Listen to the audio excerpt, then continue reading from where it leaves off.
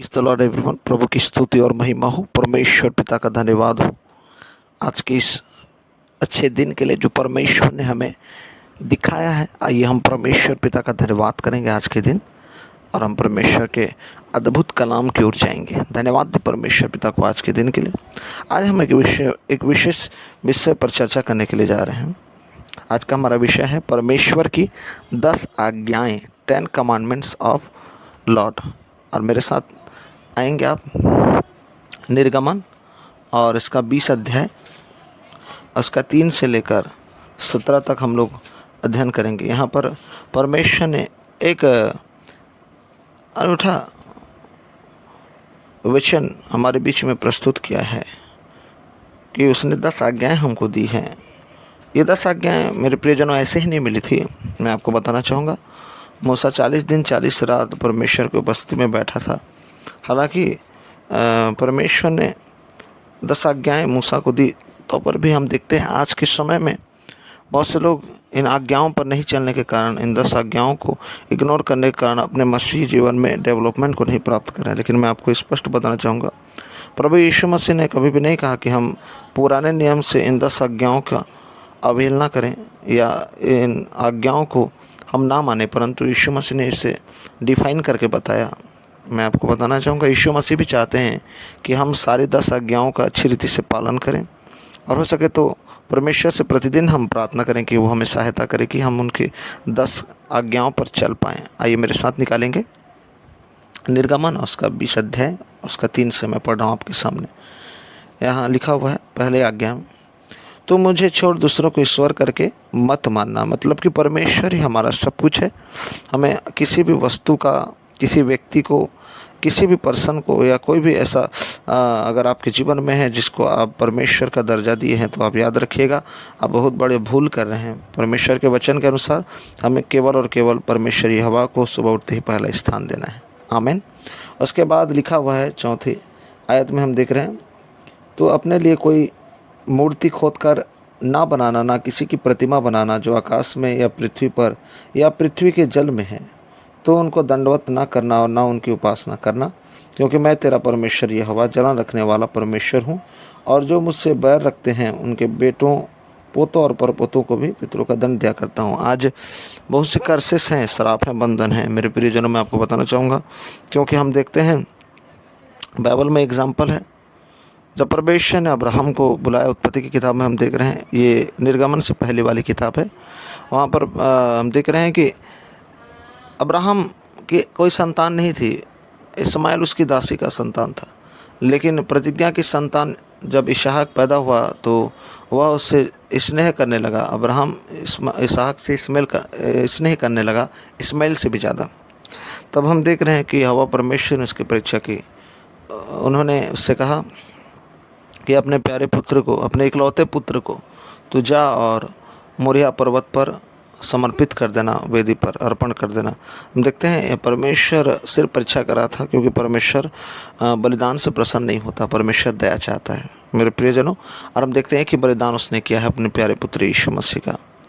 आज्ञा का एक बड़ा मुख्य पाठ होता है हमारे जीवन में मेरे प्रिय। आज अनाज्ञाकारिता के कारण हमारा जीवन आशीषित नहीं है। फिर लिखा हुआ है आगे के आयत में हम देख रहे हैं, उसने आज्ञाओं को माना और वह कंप्लीट परमेश्वर की उपस्थिति में बना रहा है। परमेश्वर ने कहा कि अब मैं विश्वास करता हूँ कि तू मुझसे प्रीति रखता है। मैं इस चीज़ को देखना चाहता हूँ कि तेरे हृदय से वह इसहाक जो प्रेम है, प्रेम के रूप में उसके हृदय में था, वो निकला कि नहीं, क्योंकि हमारे हृदय में केवल स्थान परमेश्वर को, किसी की भी प्रतिमा ना हो। मैं आपको बोलना चाहूँगा, यीशु मसीह ने कहा है, जब तक हम सब कुछ को छोड़ नहीं देते, त्याग नहीं देते, तब तक उसके चेले नहीं हो पाएंगे। आगे की आयत को हम पढ़ेंगे। 7वीं आयत में लिखा है, तो अपने परमेश्वर का नाम व्यर्थ ना लेना, क्योंकि जो यहोवा का नाम व्यर्थ ले वह उसको निर्दोष ना ठहराए। आजकल बहुत से बातों के लिए मेरे प्रियजनों हम गलती कर जाते हैं। मैं कहना चाहूँगा, हमारी शारीरिक दुर्बलता के कारण या शैतानी साजिशों के कारण कई बार हमारे आत्मा में कुछ बातें आती हैं और उन बातों को हम कहते हैं कि परमेश्वर की ओर से है। ये मैं कहना चाहूँगा, मैं आप सबों को सही रीति से दुखित ना हूँ अगर आपके द्वारा ऐसा कुछ हुआ है। तो यदि आपसे कुछ ऐसी भूल हुई है तो आप बिल्कुल भी अपने आप को शर्मिंदा महसूस ना करें। परमेश्वर का आत्मा एक मनुष्य के भीतर है। हम कितना सामर्थ्य है मेरे प्रिय, बहुत अधिक नहीं, किंतु मनुष्य तो एक लिखा हुआ मिट्टी है और मिट्टी में मिल जाएगा। इसी रीति से परमेश्वर हमें डायरेक्शन दे रहा है कि उसका नाम व्यर्थ नहीं लेना, हमें एक शिक्षा लेनी है। जब भी हम कोई बात अपने आत्मा के अंदर से प्राप्त करें तभी हम उसे डिक्लेयर करें, तभी हम लोगों को बताएं और सिखाएं। क्योंकि हम देखते हैं यीशु परमेश्वर के आत्मा के अभिषेक के द्वारा एक सपना पाया हुआ था और उस सपने को परमेश्वर अंत तक पूरा किया, क्योंकि वो प्रभु की आत्मा की ओर से था। लेकिन आज बहुत सी बातें और भविष्यवाणियाँ हमारे शरीर से होती हैं, हमारे बुद्धि के द्वारा होती है, या शैतानवाद के द्वारा कुछ बातें हमारे हृदय में डाल दी जाती हैं और हमको ऐसा लगता है कि ये परमेश्वर कह रहा है। बहुत से लोग, बीते समय में एक व्यक्ति एग्जाम्पल दे रहा था, वह लड़का बहुत समय से कलीसिया में संगति करने के लिए जा रहा था। ध्यान से सुनेंगे, ये आप सबके लिए आशीष का कारण होगा। और वह व्यक्ति एक पासवान से शिक्षा ले रहा था। उस पासवान के पास वो जाकर कहने लगा कि मुझे सपने में परमेश्वर ने दिखाया है कि मैं एक लड़की से जो प्रभु को नहीं जानती उससे मैं विवाह करूं। मेरे प्रियजनों, मैं आपको बताना चाहूँगा, परमेश्वर कभी भी गलत निर्देश नहीं देता। परमेश्वर नहीं चाहता कि कोई भी गिर पड़े गड्ढे में। मेरे प्रियजनों, मैं बताना चाहूँगा, ये परमेश्वर के नाम को व्यर्थ लेना होता है। परमेश्वर के सेवक ने कहा, अंधकार उजाले का कोई भी मेल नहीं होता मेरे बेटे, तो पर भी परमेश्वर की जैसी इच्छा हो उसी के अनुसार हमें विवाह भी करना चाहिए। क्योंकि वचन कहता है कि जो मसीह में है नई सृष्टि है। और मैं तुझसे कहता हूँ, यदि उस लड़की से विवाह करना अनिवार्य है तेरे लिए और तू चाहता है कि उसे विवाह करना, तो फिर एक चीज़ आवश्यक है कि वो लड़की भी समर्पित होकर बपतिस्मा लेकर आत्मा में जीवन जीने वाली हो, तब तुम्हारा विवाह हो सकता है। लेकिन वो व्यक्ति नहीं माना मेरे प्रिय, और उस व्यक्ति ने उससे विवाह कर लिया। कुछ ही महीनों के बाद उसका जीवन नारकीय हो गया। कलीसिया जाना बंद, प्रार्थना बंद, सब कुछ बंद हो गया और उसका जीवन भी अन्य जातियों के समान होने लगा। मेरे प्रिय, आपको मैं सलाह देना चाहूँगा, परमेश्वर का नाम व्यर्थ नहीं लेना है। क्योंकि परमेश्वर कहता है कि यदि कोई परमेश्वर का नाम व्यर्थ ले तो वह उसको निर्दोष ना ठहराएगा। यदि आपसे कोई ऐसा अपराध हुआ है या आप अभी इस समय कुछ ऐसा अपराध कर रहे हैं, आप सचेत हो जाइए। परमेश्वर पिता आपसे बोल रहा है इस समय, आज इस वचन के द्वारा, हमको सिर्फ उजाले से ही मेल रखना है, अंधेरे से मेल नहीं रखना है। 8 पद में लिखा हुआ है, तो विश्राम दिन को पवित्र मानने के लिए स्मरण करना। आज बहुत से लोग विश्राम दिन के बारे में भी नहीं जानते। हम देखते हैं नए नियम के इतिहास से कि शास्त्री और फरीसी जो सिर्फ व्यवस्था को जानते थे मूसा का, वे लोग भी विश्राम दिन को मानते थे और उस दिन कुछ भी कामकाज नहीं करते थे। यहाँ तक कि हम देख रहे हैं कि लिखा हुआ है 6 दिन तो परिश्रम के लिए है, यहाँ लिखा है। फिर उसके बाद लिखा है कौन कौन विश्राम दिन में होने चाहिए उपस्थित। देखिए लिखा हुआ है, 7वें दिन तेरे परमेश्वर यहोवा के लिए विश्राम दिन है, उसमें ना तो तू किसी भांति का काम काज करना, ना तेरा बेटा, ना तेरी बेटी, ना तेरा दास, ना तेरी दासी, ना तेरे पशु, ना कोई परदेशी जो तेरे फाटकों के भीतर हो। प्रभु यीशु मसीह ने वहाँ पर, हम कह रहे हैं कि सप्त के दिन काम करना अनिवार्य नहीं है। यहाँ पर लिखा हुआ है बिल्कुल भी काम करना नहीं है, ठीक है। और यीशु मसीह ने वहाँ भी काम किया। ये व्यवस्था को परमेश्वर के प्यारे पुत्र ने लुप्त नहीं किया मेरे प्रियो, ध्यान से सुनेंगे। उसने व्यवस्था को कंप्लीट किया। उसने ये बताया कि काम करना गलत नहीं है, लेकिन आपके घर के सदस्य कलीसिया में उपस्थित हो रहे हैं कि नहीं, इस बात की और प्रभु यीशु मसीह निर्देश किए। यीशु मसीह एक गंभीर बात को प्रदर्शित किए हैं। परमेश्वर यहोवा की बातों को मनुष्य नहीं समझे थे। काम नहीं करने का मतलब ये नहीं है कि आप घर बिल्कुल भी जाएं और वहाँ पर कोई अगर दुख या परेशानी में हो या कष्ट में हो उसको आप अस्पताल ना लेकर जाएं, है ना, या आप उसको ऐसे ही छोड़ दें, मरा सा छोड़ दें, ऐसा नहीं है। काम नहीं करने का अर्थ ये है कि आप प्रभु की उपस्थिति को बड़ा समझें। कम से कम एक दिन परमेश्वर के लिए दें, जो संडे कलीसिया का दिन होता है, प्रभु की उपस्थिति में जाएं, व्यतीत करें और समर्पित हों मेरे प्रियजनों। आगे के आयत में हम पढ़ रहे हैं, तो लिखा है, तो अपने पिता और अपनी माता का आदर करना, जिससे जो देश तेरा परमेश्वर यहोवा तुझे देता है उसमें तो बहुत दिन तक रहने पाए। मेरे प्रियजन, मैं आपको स्पष्ट कहना चाहूँगा, बहुत से माता पिता ऐसे होते हैं जिनसे फेलोशिप नहीं कर सकते आप, क्योंकि वो परमेश्वर के वचन का विरोध करते हैं। आपको कलीसिया जाने से रोकते हैं या आपको परमेश्वर के वचन से रोकते हैं, तो पर भी एक चीज़ मैं आपको बताना चाहूँगा, परमेश्वर के वचन का आदर करते हुए आप अपने हृदय में उनके लिए सम्मान का भाव रखें। जहाँ कहीं भी आप हो सकता है आप घर से निकाले गए हैं, बहिष्कृत किए गए हैं, हो सकता है आप खुद सेपरेट हो गए हों ताकि आप परेशान ना हों, कई प्रकार के रीज़न हो सकते हैं, या उन्होंने आपको सेपरेट कर दिया हो, तो पर भी आपके हृदय में उनके लिए आदर होना चाहिए। क्योंकि बाहरी रूप रंग को कौन देखता है आपको मालूम है? मनुष्य। लेकिन परमेश्वर हृदय को जांचता है। अगर हृदय में आपका आपके माता के पिता के प्रति आदर है और परमेश्वर के सामने आप अधीनगी में चल रहे हैं, तो आप याद रखिएगा परमेश्वर की बरकत आपके पास है। 13 आयत में लिखा है, तो खून ना करना मेरे प्रियजनों, किसी को किसी हथियार से मारना या उसको कत्ल करना ही खून नहीं होता। किसी के हृदय को ठेस पहुंचाना या किसी को ऐसा कष्ट पहुंचाना जो दिनों दिन आपके प्रति वो कूड़ता रहे या आपके लिए श्राप के वचन निकाले या उसका मन दुखित हो, ये भी खून करने के बराबर होता है।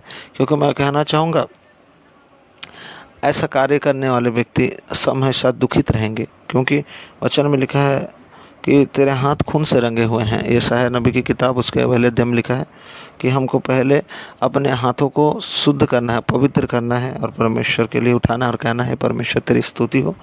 फिर परमेश्वर का प्यारा पुत्र प्रभु यीशु मसीह इस बात की ओर आपका ध्यान आकृष्ट कर रहे हैं, जब तू वेदी पर भेंट चढ़ाने आए और तुझे स्मरण आए कि तेरे भाई के मन में तेरे विरोध में कोई बातें हैं, तो पहले जाकर मेल मिलाप कर, उसके बाद वेदी पर भेंट चढ़ाना। तो इससे सिद्ध होता है कि हमें खून नहीं करना है। फिर 14 आयत में लिखा है, तू व्यभिचार ना करना मेरे प्रियजनों। व्यभिचार एक ऐसा अपराध है, वचन कहता है, और सारे पाप जो मनुष्य करता है देह के बाहर, लेकिन व्यभिचार करने वाला देह के विरुद्ध ही, अपने ही देह के विरुद्ध पाप करता है। क्योंकि ये देह परमेश्वर का मंदिर है और परमेश्वर का आत्मा इसमें रहता है। मेरे प्रियजनों, किसी भी रीति से हमको व्यभिचार नहीं करना है। जो इस समय सुन रहे ध्यान सुनेंगे, हम अज्ञानी नहीं। शैतान सोशल मीडिया के द्वारा, वेबसाइट के द्वारा, हर एक जगहों से ब्लू फिल्में और पोर्नोग्राफी और सेक्सुअल कंटेंट्स दिखाकर लोगों को प्रभावित करता है। मेरे प्रिय भाइयों और बहनों को मैं एक बात सलाह देना चाहूँगा कि शैतान की इस बात को कभी भी ना सुने, इसके बातों पर ना चलें। क्योंकि यहाँ पर लिखा हुआ है पहले के समय में व्यभिचार नहीं करने के बारे में, तो लोग सोच रहे थे कि सिर्फ हम फिज़िकल रिलेशनशिप ना करें तो भी वो व्यभिचार नहीं करना कहलाएगा। लेकिन मैं आपको बोलता हूँ, प्रभु यीशु मसीह कह रहे हैं व्यभिचार के बारे में, तुम सुन चुके हो कि कहा गया था व्यभिचार मत करना, परंतु मैं तुमसे कहता हूँ जो कोई किसी स्त्री पर कुदृष्टि डाले तो व्यभिचार कर चुका है। ये एक पुरुष के बारे में कहा गया है कि एक पुरुष किसी स्त्री पर डाले, लेकिन ये बातें बहनों के लिए भी है। अगर कोई बहन किसी पुरुष पर कुदृष्टि डालती है या उसे वासना की दृष्टि से देखती है, तो भी वह उससे व्यभिचार कर चुकी है। हर एक व्यक्ति के लिए बातें लागू होती है। सो फिर मेरे प्रिय भाई और बहनों, मैं आपको बताना चाहूँगा कि व्यभिचार जैसे इस गंदे पाप से हम बचने के लिए केवल एक ही उपाय का इस्तेमाल करें। सुबह उठते ही प्रभु यीशु मसीह की कलवरी क्रूस की ओर देखें और ये आज्ञा आप ऑटोमेटिकली पालन कर पाएंगे। आगे हम जाएंगे 15 आयत में, तू चोरी ना करना। बहुत लोग सोचते हैं कि हम पैसे की तो चोरी नहीं करें, किसी का वस्तु का चोरी तो नहीं कर रहे हैं। लेकिन मेरे प्रियजनों, मैं आपको बताना चाहूँगा, यदि आप प्रार्थना में समय नहीं व्यतीत कर रहे हो, वचन के साथ संगति नहीं कर रहे हो, आप आलस्य कर रहे हो, ये भी एक चोरी है। मेरे बात को ध्यान से सुनिए। बाकी चोरियां तो चोरी कहलाएंगी ही परमेश्वर की दृष्टि में। अगर आप किसी के रुपए पैसे को चुराते हो तो चोरी ही होगा, या किसी की किसी वस्तु को चुराते हो तो चोरी होगा। लेकिन आप अगर प्रार्थना में भी चुराते हो, अच्छे कामों में भी चोरी करो, क्योंकि वचन कहता है कि जो भला काम करना जानता है और नहीं करता उसके लिए पाप गिना जाता है। ये भले काम को करने के लिए तत्पर हो, चोरी ना करें, प्रार्थना में समय बिताएं। 16वीं आयत में लिखा है, तू किसी के विरुद्ध झूठी साक्षी ना देना। आज सबसे बड़ा अपराध मनुष्य का है कि वो दूसरों के विरुद्ध झूठी साक्षी देते हैं। जैसे कलाम में लिखा हुआ है, मेरे प्रियजनों, जैसे ही परमेश्वर यहोवा आदम हवा और उस इब्लिस सांप के बीच में उपस्थित हुआ, तो वे एक दूसरे के विरुद्ध झूठी साक्षी देने लगे। पर हम देख रहे हैं, देखिए, अपराध सब ने एक ही किया था। अगर वो चाहते तो कह सकते कि हमारा अपराध है, लेकिन हवा ने कहा कि सांप ने मुझे बहका दिया, ठीक है। फिर उसके बाद आदम ने कहा कि जिस स्त्री को तूने मेरे लिए बनाया था उसने मुझे फल खिला दिया। मेरे प्रियजनों, ये सारी बातें जो होती है, ये झूठा साक्षी देना होता है, उसके विरुद्ध झूठा साक्षी देना, और ये झूठ के कारण ही वो लोग पाप में आए। और मैं देखता हूँ कि इस यहोवा परमेश्वर ने कहा था तुम जिस दिन इस फल को खाओगे तुम मर जाओगे। और मैं देख रहा हूँ कि झूठ के कारण, पाप के कारण क्या है? मृत्यु। वचन कहता है ना, पाप की मजदूरी मृत्यु है। लिखा हुआ है रोमी 6 उसके 25 पद में आप देखेंगे कि पाप की मजदूरी मृत्यु है, लेकिन प्रभु यीशु मसीह हमें अनंत जीवन दिए हैं। सो मैं आप सबों से आग्रह करना चाहूँगा कि कभी भी आप किसी के विरुद्ध झूठी साक्षी ना दें। अगर आपने दी है तो परमेश्वर से आज रिपेंट करें, बोलें परमेश्वर मुझे क्षमा कर कि मैंने किसी के विरुद्ध झूठी साक्षी दी होगी, अगर जाने अनजाने में भी, तो मुझे माफ़ कर। ये भी 10 आज्ञाओं में से एक मुख्य आज्ञा है। आइए हम 17वें आयत में जाएंगे। यहाँ पर लिखा है, तो किसी के घर का लालच ना करना, ना तो किसी की स्त्री का लालच करना, और ना किसी के दास दासी या बैल गधे का, ना किसी की किसी वस्तु का लालच करना। मेरे प्रियजनों, यहाँ पर लिखा है किसी के घर का लालच ना करना। आज हमारे पास एक छोटा सा स्थान अगर प्रभु ने रहने के लिए दिया है मेरे प्रियजनों, तो हम परमेश्वर का धन्यवाद करें, क्योंकि बहुत से लोग हैं जो फुटपाथ में रहते हैं, जिनके पास खाने के लिए भोजन नहीं, जिनके पास रहने के लिए छत नहीं है, फिर भी वो परमेश्वर का धन्यवाद करते हैं। चिड़ियों के पास बसेरे के लिए घोंसले होते हैं, फिर भी वो परमेश्वर का धन्यवाद करते हैं। हमारे लिए तो परमेश्वर ने अपने पुत्र को क्रूस पर दे दिया, इसके लिए हम धन्यवाद करें मेरे प्रियजनों। कभी भी दुखित ना हो, जैसे भी हैं, जहाँ पर हैं, प्रभु का धन्यवाद करें। परमेश्वर हमारे लिए वहाँ पर घर बना रहा है, उस घर की आशा लगाए रखेंगे और परमेश्वर निश्चय हमारा आदर करेंगे। उसके बाद लिखा है किसी की स्त्री का लालच ना करना। मेरे प्रियजन, आज आपको परमेश्वर ने एक ऐसा सहायक दिया है जो आपकी सहायता करता है। आपकी पत्नी को परमेश्वर ने आपसे जोड़ा है। जो मेरे भाई मुझे देख रहे हैं, जो मेरी बहन, मुझे आपके पति को आपसे जोड़ा है। परमेश्वर ने इसलिए जोड़ा है क्योंकि आपके लिए बनाया था। आप बहुत दिन से प्रार्थना कर रहे थे। बहुत से भाई और बहन मैं देख रहा हूँ कि आपने प्रार्थना तो किया, आपने पाया भी, लेकिन आज बहुत से मसीही भाई और बहन भी जो विश्वास में है, मैं उन लोगों को देख रहा हूँ अपने स्पिरिट में, लेकिन आपकी फेलोशिप आपकी पत्नी से अच्छी नहीं बन रही है भाई। आपकी फेलोशिप आपके पति से अच्छी नहीं बने भाई। बात बात पर कुड़ते हैं, झगड़ा करते हैं, बात बात पर आप सेपरेट हो जाते हैं, बात बात से आपके बीच में शैतान काम कर रहा है। मैं यीशु के नाम से शैतान को डांटता हूँ, यीशु के नाम से बाहर निकलने के लिए आज्ञा देता हूँ आपके लाइफ से। ध्यान से सुनेंगे। आज से आपका फेलोशिप आपकी पत्नी से अच्छा हो, मसीह में आप बढ़ें। आपका फेलोशिप आपके पति से अच्छा हो। मेरी बहन, शैतान को अवसर ना दीजिए, क्योंकि परमेश्वर ने जो कुछ आपको दिया है, जिसे भी आपको दिया है, वो आपके लिए खास है। वो ही आपको स्वर्ग के मार्ग में लेकर जाएंगे। और जो अन्य जाति हैं, वे लोग जो ठट्ठा करते हैं आपके विरुद्ध में, वो ठट्ठा नहीं कर पाएंगे। मेरे प्रियजनों, विश्वास करें, इन आज्ञाओं के अनुसार आप चलें तो परमेश्वर आपको आशीष करेगा। लिखा हुआ है किसी के दास दासी बैल गधे का, किसी की वस्तु का लालच ना करना। किसी वस्तु का लालच नहीं करना है। प्रभु जो दिया है उसके लिए आनंद करो, आनंद मनाओ। फिर एक बात कहकर मैं आज के इस विषय पर चर्चा को कंप्लीट करना चाहता हूँ। कलाम कहता है, लास्ट कलाम मैं आपके सामने पढ़ रहा हूँ, मेरे साथ निकाल लेंगे। रोमियो की पत्री और उसका 5 और उसका 19 पद, 5 अध्याय उसका 19 लिखा है यहाँ पर, क्योंकि जैसा एक मनुष्य की आज्ञा न मानने से बहुत लोग पापी ठहरे, वैसे ही एक मनुष्य की आज्ञा मानने से बहुत लोग धर्मी भी ठहरेंगे। याद रखिएगा, ये वचन बहुत प्रभावी है। एक मनुष्य जो आदम, जिसने आज्ञा नहीं मानी, उसके कारण बहुत से लोगों के जीवन में पाप है, इसलिए तो मनुष्य पापी हो गए। उसके बाद लिखा है एक मनुष्य की आज्ञा मानने के कारण बहुत से लोग धर्मी ठहरेंगे।